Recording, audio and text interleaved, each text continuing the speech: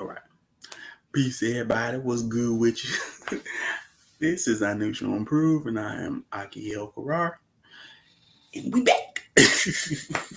But in the future, we back to the future. You know what I'm talking about? So we ain't going to 85 on this. But we're back for another adventure, you know what I'm talking about. So last strong,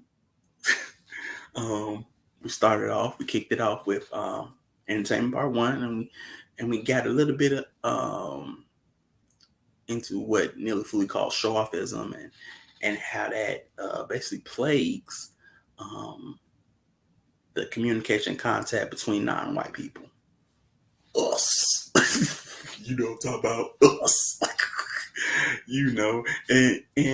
And whatnot. So, we're going to continue on, with the conversation or with the segment and, go for the ride. Know what I'm talking about? But yeah. So let's just get it going. All right. I'm sure y'all know what this movie is, Gladiator, and famous part, are you not entertained? Which I guess I put this at the right point and with the right thumbnail for this with Jack Johnson. But yeah, man, we gonna get into it.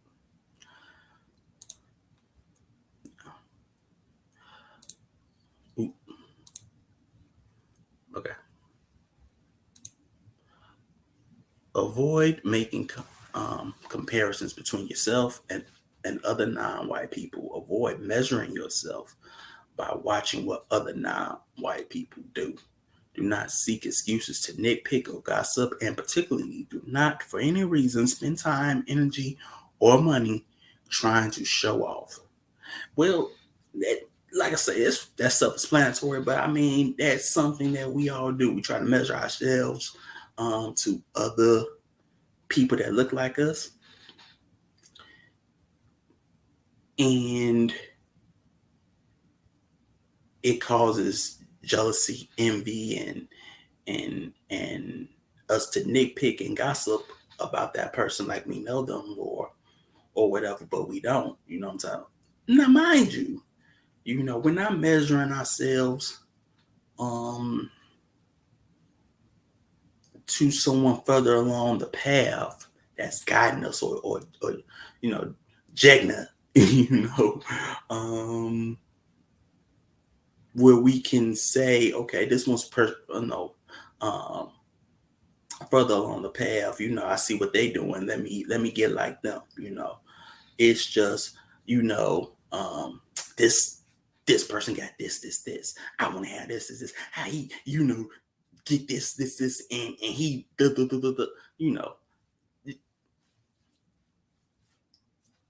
effeminate stuff.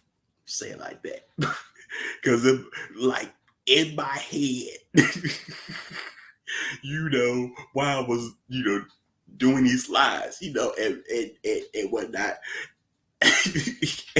And going through gossip and slander as he talks about, I can hear Chief in my head when he said that lie, and that's really the lie. That's really it's in a podcast, old podcast. But yeah, he said that with such but he stood on it. You know what I'm talking about? But yeah, so yeah, so yeah, man, quit trying to spend time, energy, and money trying to show off. Buying cars that you don't necessarily need, or it's always been about the shoes. That's a big one, And there's nothing wrong. Well, if you're gonna buy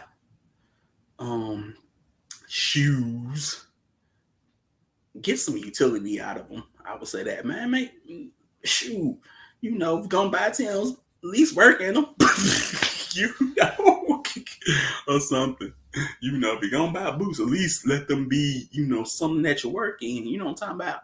I mean, it is what it is. I mean, everybody wants nice shoes and whatnot, but I mean, you don't need a whole closet full of shoes like chicks need closet full of heels that she's only gonna wear once. You know, frivolous. You know, but it is what it is. You know, but I guess it comes from the poverty mindset of, you know, how you judge someone by their shoes, you know, or the shoes they have on. But anybody can buy, you know, X amount of dollars shoes and be fronting, you know what I'm saying? That, you know, it is what it is. If you try to judge somebody by a material resource or a material a transient object, that says a lot. You know, that says a lot. You know, or how crazy you know your reality is. You know, but yeah, man. So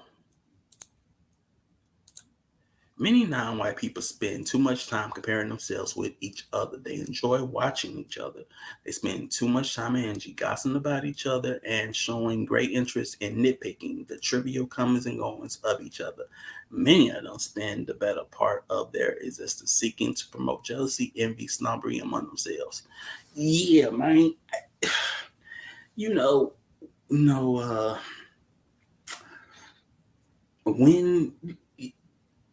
when he talks about this, when Neil Fuller talks about this,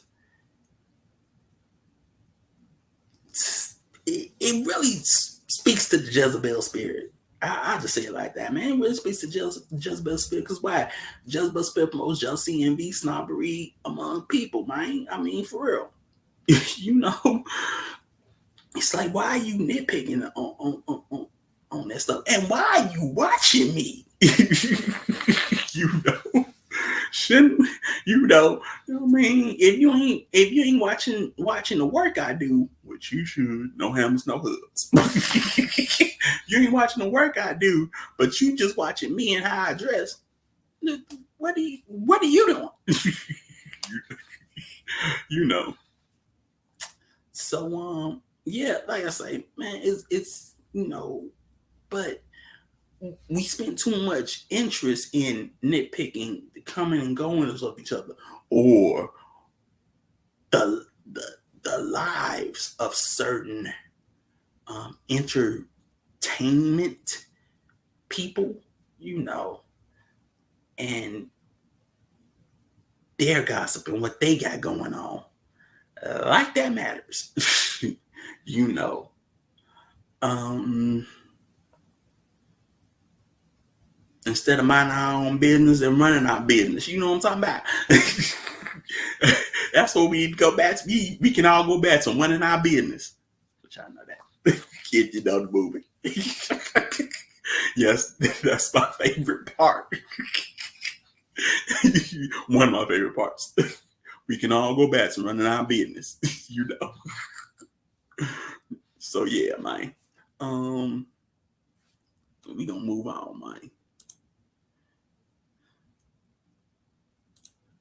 Now,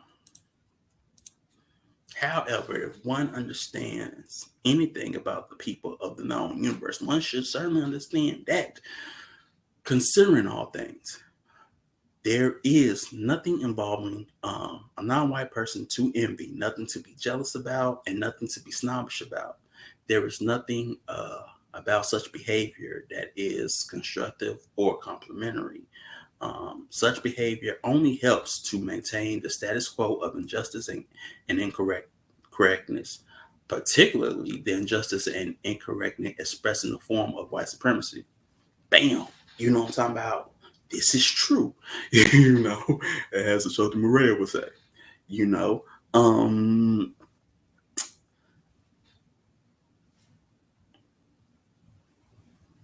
we participate in classism and secularism and all these type of isms and whatnot, and it only what promotes the injustice and incorrectness expressed in the form of white supremacy of that system. Because why? If historically they had them same dang on problems too, still do, but they like to cover it up. But in the manual, but if you look at other people's history, look at the dominant society history, but like, yeah, there was a lot of injustice, incorrectness amongst themselves, and then that has seeped in and trickled into what you do and how you operate and whatnot, and in your behavior, voluntary and involuntary, you know. But that behavior only helps what to promote what more injustice and more incorrectness. Such as you have people in entertainment, since it is all they do is promote what they got, and especially how you don't got this.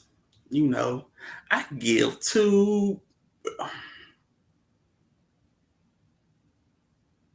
I don't care about your dang on car collection because it ain't old school. So I'm an old school. I care less about your dang on car collection or your Birkin collection because that's a big one amongst females. your Birkin collection. I could care less. Because all it does is it belittles you. You know what I'm talking about, and makes you look at them like, I gotta go get that. I gotta go chase this bag. They chasing this bag. I'm like, what? Like what? You know, um,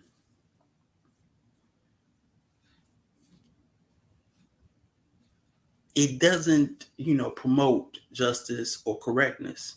It doesn't promote balance among people. You know what I'm saying, or balance amongst people and things in the world. You know what I'm talking about. And it doesn't promote a system of justice or even-handedness. It only further expresses the form of white supremacy. You know what I'm talking about? So yeah, it sort of, because we did this last round, I showed a poster of stormy weather, right? And I don't think I ever got talked about the scene, but in the scene, like they at this club, right? Lena Horne and them and all her friends and whatnot. It's at this club, and Bilbo Jangle Robinson is like he's the waiter. You know what I'm talking about? And Lena Horne looking all good. She, she was gorgeous. Oh, yellow girl looking all gorgeous. And so, Bilbo Jangle Robinson goes up, go up to him and speaks to her. And what does she do? Hands him her coat and pays him no mind, because he likes her or whatever. Pays him no mind because she looking all good and showing off and whatnot at the dang on club. Yeah, at the club. You can say that. And ain't even thinking about him. You know what I'm talking about? But with her friends turned up and showing up. And show it off. They turn. So yeah, man. I mean, it has expressed itself amongst ourselves historically, as prisoners of war been inducted, you could say, to the system of white supremacy, man, for a very long time. We ain't the first ones to think about go chasing the bag. Those that came before us did that. Some of them did that better than us. Just saying. Some of them did that better than us, and had more and solve more problems than us. They were able to solve more problems. Like Chief said, man, you know, I could paraphrase.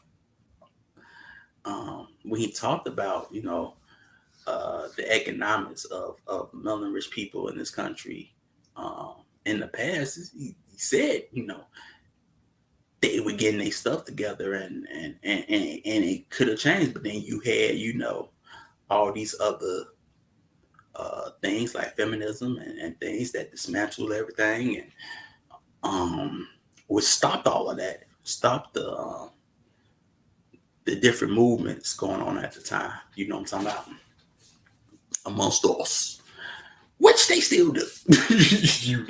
In certain in certain forms. You know what I'm talking about? It's like, you have entertainment and things of entertainment, but who funds them? They don't look like you. Who backs them? They don't look like you. They put you as the face, but at the same time, the agenda is not your own, or it's one that's been implanted in you.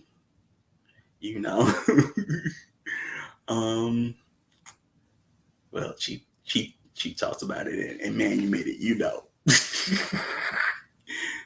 And you call him your savior. So yeah, man. It goes deep, but you gotta scratch. You know what I'm talking about? So yeah. Now, during the existence of white supremacy, I always expect most so-called entertainment of non-white people to be basically pitiful, primitive, stupid, and or silly. Expect much of this entertainment to glorify the killing and maiming of non-white males and or trashing in general mistreatment of non-white females. Bam. Now we can go at it deeper and say, it's not just to maim non-white males, but also to feminize them, and to masculinize non-white females, man. Yeah. That's why you have movies that calls a female a king. Yeah. And as such, you got females calling themselves king, or whatever. It's crazy. And you got feminized males trying to be what? Queens. Crazy. Well, that Damon's wasn't said we were out of our minds. You had to be out your minds. So yeah, we're all crazy. But you never see, the glorifying of family, fatherhood, motherhood, femininity, masculinity. It's always distorted and chaotic. And you never see historical events like that as well. You know what I'm talking about? I mean, we all get tired of slave movies. I get tired of daggone slave movies. You know what I'm talking about? Because we were something other than that. But because that's what we've been fed, we refer to ourselves as, descendants of slaves. We weren't always that. You know what I'm talking about? We had, there's no people called the descendants of slaves. It's just not. What were your peoples called? Yeah, what were them Semites called? Them Ebers, them Hebrews. Yeah, man, Israelites. Just saying. Talking about, but you're never going to see yourselves as conquerors or leaders and things of constructive value, or the imagining of um, your future endeavors. Dr. Amos Wilson talked about that in the 7 week where he relates that in Star Wars. I'll put that clip up in a previous show and prove. But yeah, it's the same thing. That's why Chief said,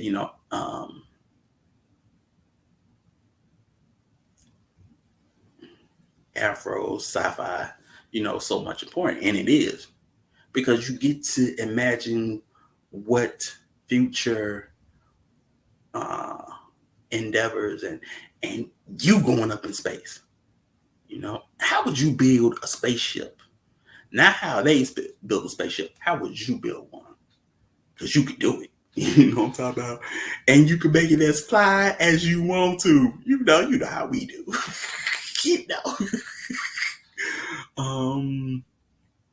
How would you interact with beings that don't look like you? How would you, navigate in space? Boldly go where no man has gone before. What would you do different? What I'm talking about? You can imagine that. And then so imagining that, you protract that upon who? Other people that look like you, other generations. What does, lineage or bloodline look like to you in 200 years? What would they be doing? Reaching the stars, what I'm talking about? Empire building, what I'm talking about? So yeah, man. But entertainment as we see it is always pitiful, stupid. Oh man. We know the shows. I don't have to see them. You know the shows. They pitiful, primitive, stupid, and silly. But they're there for a reason. So you can't look at everything as it's entertainment, because no, it's never been entertainment since the release of A Birth of a Nation, the first one, and the propaganda machine of you could say of the Nazis. Nothing has been for just entertainment. You can't look at it like that. You can never look at it like that. You can't, because that's how you get hoodwinked. You know what I'm talking about? So yeah, man.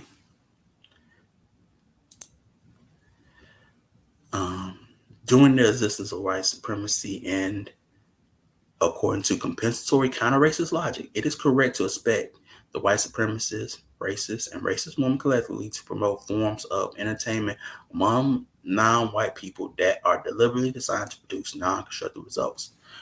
There you go. This is true. And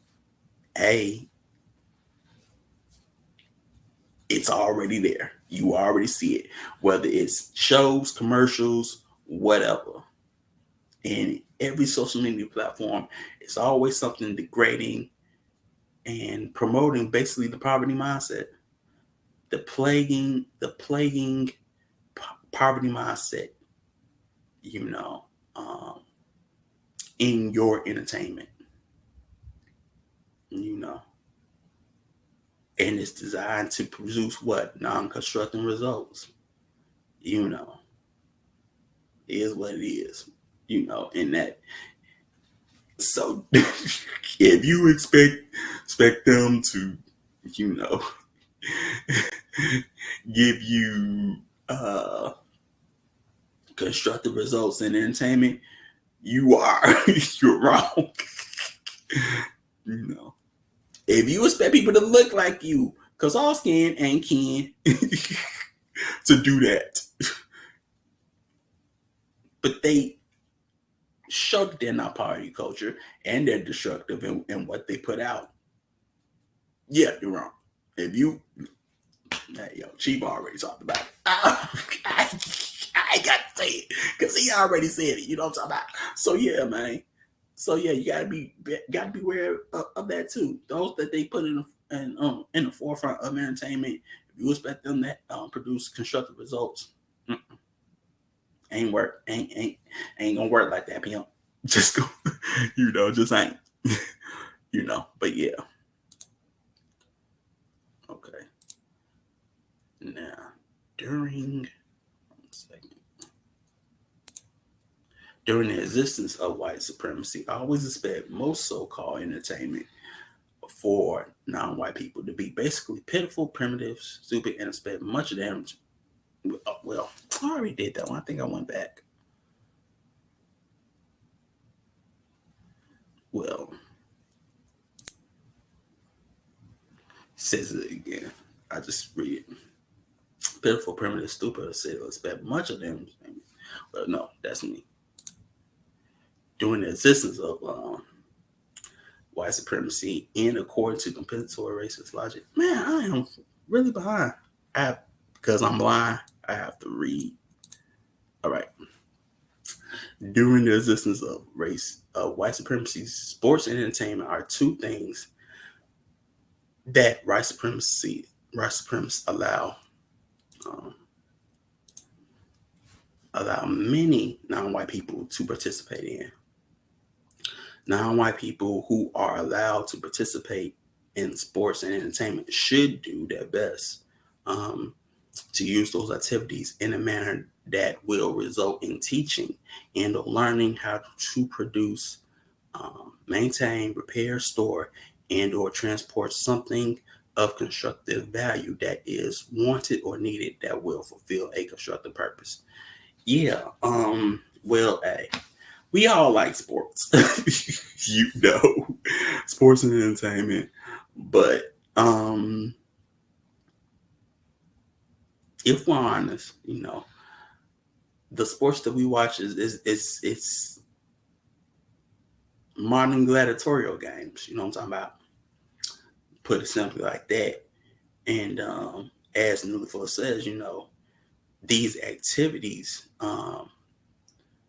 do not result in producing, maintaining, repairing, storing something of constructive value. In a sense, that's why you're able to uh, uh, take part in them. Because there was a time when they didn't even let you in. They didn't let you in baseball, right? But before that, what did you have? Your own baseball teams. Homestead Grays, Kansas City Monarchs, the Clowns.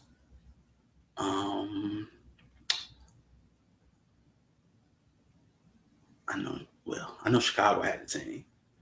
I just can't remember it, but I do know those three. And did they have the Black Yankees? I think they did. But they had a bunch, a few. If you ever, check out your Negro leagues, you know what I'm talking about. And then because I put the picture up of Jack Johnson, or asked for the picture to be put up of Jack Johnson, there was a time when even he, as a kid, would participate in what they call battle royales, where they had these kids basically have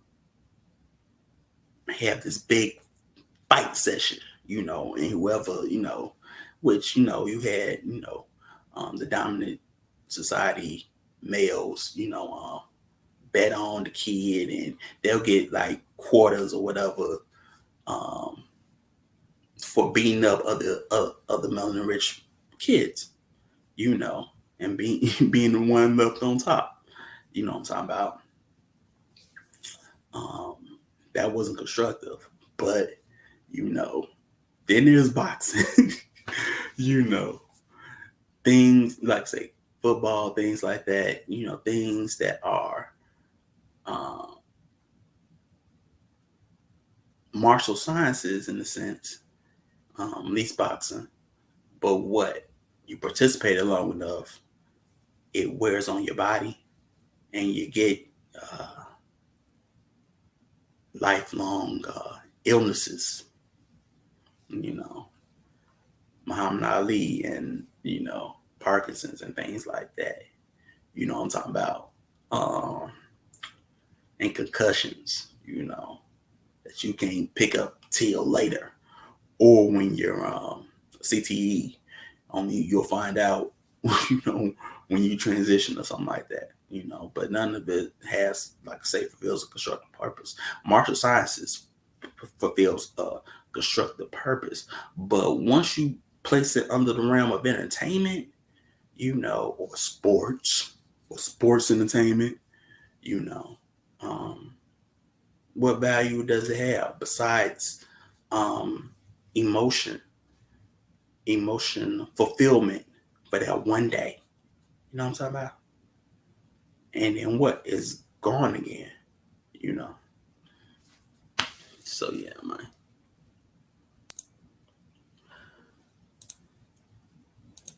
Now, also called sports and entertainment, should be intentionally designed to educate about the methods of replacing non-justice with justice, such as activity.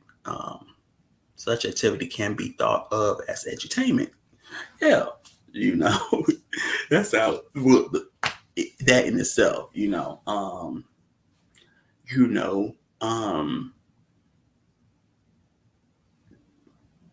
can I put this? Like when we see with like things like archery or horse archery, that's edutainment. Of course, people would lay it as a sport, but at one point in time, you had to learn these things so you can, put in that work. Because historically, that's what people did. You had to hunt. It served a purpose to learn horse archery so you can hunt and so you can fight. you know. So yeah, man. You know what I'm talking about? Edutainment. And it shows cultural meanings and values. Or hidden cultural meanings and values.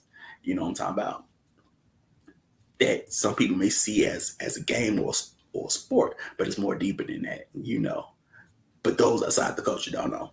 You know what I'm talking about? So yeah. Now, as long as white supremacy exists, do not think, speak, and or act as if being praised for your abilities in sports and entertainment means that you are valued as a so-called human being. Message. Hey yo, man. There have been many famous people in sports and entertainment, man. But don't think you're valued, as a human being. Because we in this past decade have seen when, there are people in sports that have called to that humanity and being a human being, how they are treated. You know what I'm talking about? How they're treated. So we've seen that. So we already know, where that value really lies. You know what I'm talking about?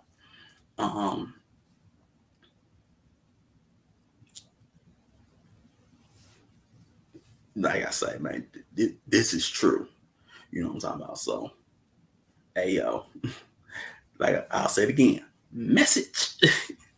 Anybody can praise you for being this and that. You know what I'm talking about? For your abilities in sports and whatnot. But it never lasts long. You know what I'm talking about? It only, it never lasts long. You know what I'm talking about? And they're just praising you for your abilities. They're not praising you for your character. They don't even know that. You know, things that really matter. Um, Now I'm thinking of Pulp Fiction. Right now, you got ability. you know, I can't quote the whole thing because, yeah. But yeah, Marcellus Wallace. What does he look like? You know. But yeah. So, what many white people see when they look at non-white people performing in sports and entertainment, it's not a person, but a strange, exotic, fascinating animal creature, possibly worthy of being sheltered, fed, groomed, decorated, petted, and probably paraded at the end of a gilded leash. Like I say, it's gladiatorial, man. And the same thing happened, man. Same thing happened in those days when you had gladiators and whatnot. Look, even gladiators were able to stab noble women, man. Like, yeah, you know. But what? They were still slaves at the end of that. You know. You know. Same thing. You know. Same thing, just different time, just different day. You know what I'm talking about? But it's still around. You know what I'm talking about? But that's, if you don't think that they don't look at you, you know, then yeah, you know, you're a fascinating animal. And at one point in time, that's how they they don't say it now, but they blatantly said it.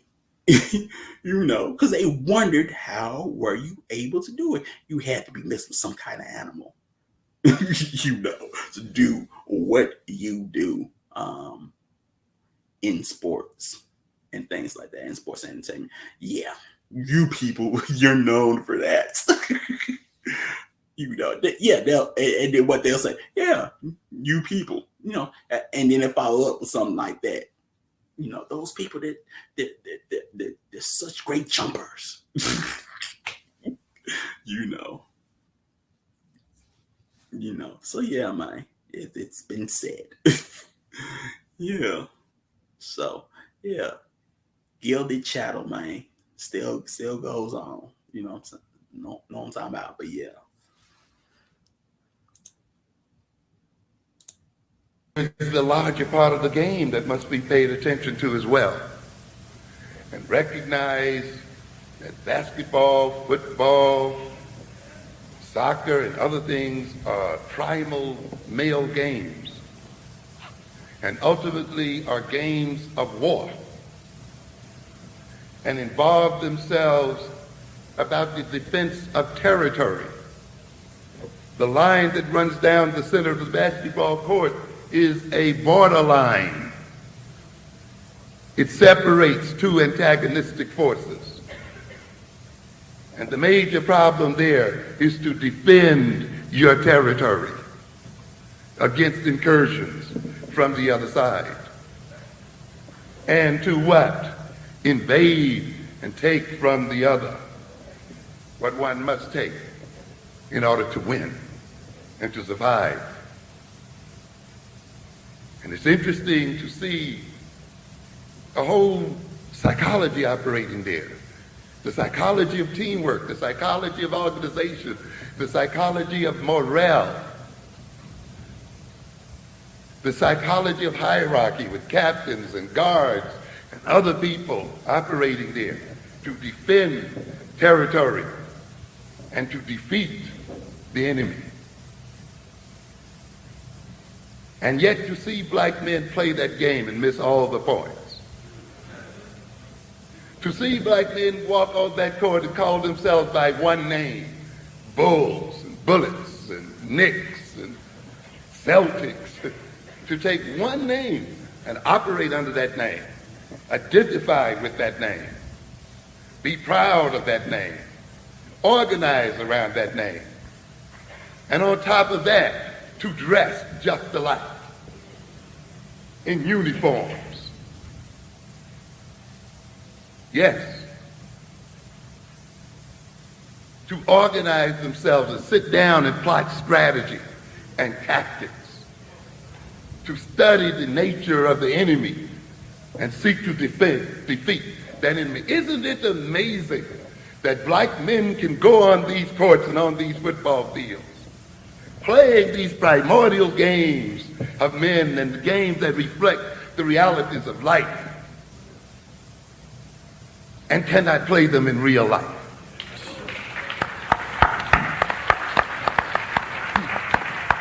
And can only play them under the courtship and the management of white men. Create billions of dollars of wealth playing for pennies. $5 million a year is no money when you're creating $2 and $3 billion or more. Going into a ring, knocking another man's brains out for $20 million is no money when the match itself generates over $200 million to $300 million. And you got a bunch of jokers out there living vicariously through this battle. And so you got a bunch of men who will take one name, bulls and so forth, and wear one uniform. And when they come off the court, you say then, why don't we call ourselves African? I'm an individual.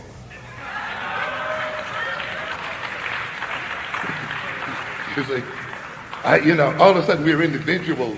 We're not connected. We are interbred with all kinds of races and groups. And yet this is how you make your money. This is how the thing works out. So there's a larger psychology there. So we get young black males who will attack other ethnic group males with their kids just for walking down the street. They'll attack each other. I was talking to a lady the other day, a mother the other day, about her son who is literally locked within his own neighborhood because if he crosses the street that way, the gang that belongs to that project will attack him. And if he goes the other way, that one will attack him. Territoriality. Territoriality. Turf, as they say. Isn't it interesting then that men and black men and young black boys can have this sense of territoriality, but when they become grown men, Arabs can walk into the neighborhood and take their money and take their women. Koreans walk into the neighborhood, take their women, take their money, impoverish their children. All other ethnic groups just walk in and freely take and win and rule over them. What happens to the sense of territoriality? But yet you go into these courts and you play into the midnight protecting territory. Someone must have psyched your mind out. You're not approaching these games correctly. The game you're playing is a game played on you. Let's understand that. Therefore, you must study the dynamics of power. Confront it for real because it's the only thing that's going to keep you alive. There's no guarantee that you will be alive except that you fight to stay alive.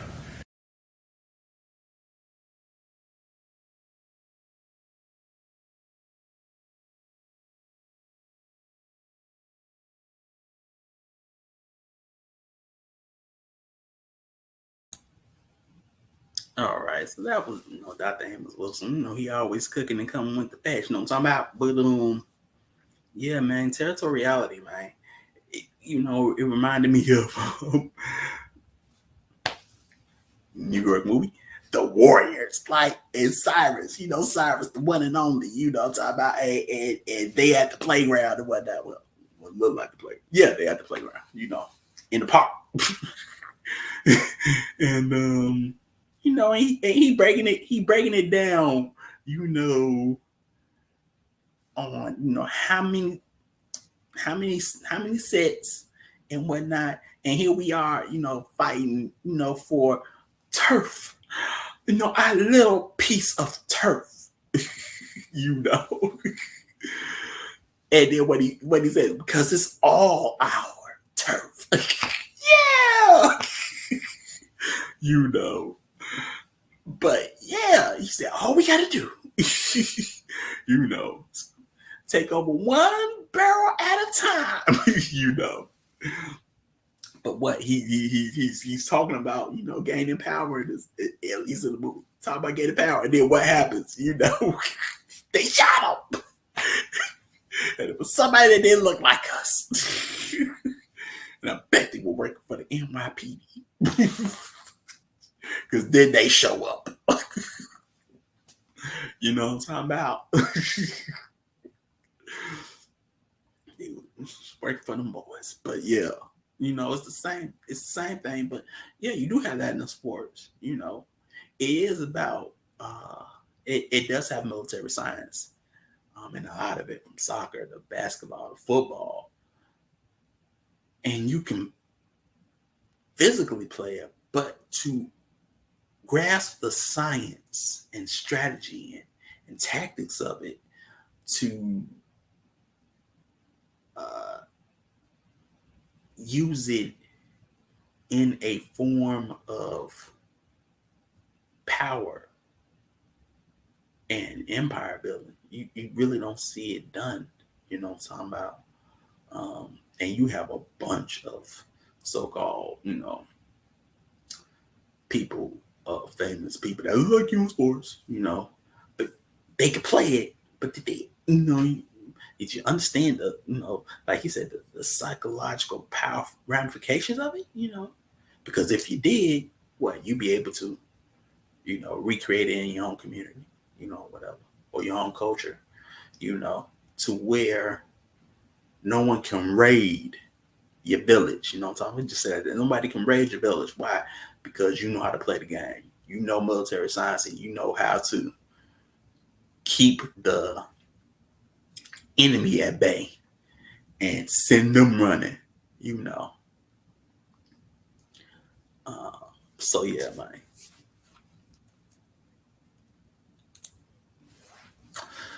Join us next strong. We will keep on talking about entertainment, a little bit more, but we still on the chopped up, not slopped up version. You know what I'm talking about? So